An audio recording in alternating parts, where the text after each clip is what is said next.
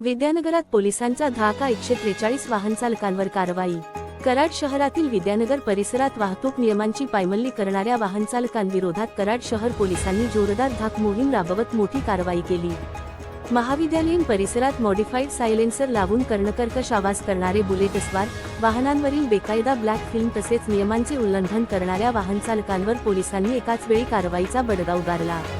Police अधीक्षक निखिल पिंगळे, अपर police अधीक्षक doctor Vaishali Kadukar यांच्या मार्गदर्शनाखाली आणि उपविभागीय पोलीस अधिकारी राजश्री पाटील यांच्या आदेशानुसार ही विशेष मोहीम राबविण्यात आली।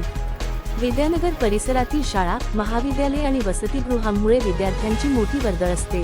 मात्र काही वाहनचालक मॉडिफाईड सायलेन्सर लावून मोठ्या आवाजात बुलेट चालवत असल्याच्या तसेच ब्लॅक फिल्म व इतर वाहतूक नियमांचे उल्लंघन होत असल्याच्या अनेक तक्रारी पोलिसांकडे प्राप्त झाल्या होत्या।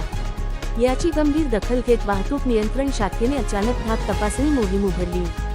या कारवाईत मॉडिफाईड सायलेन्सर लावलेल्या तब्बल 28 बुलेट मोटारसायकलींवर कारवाई करत इंडियन रुपी 28,000चा दंड आकारण्यात आला।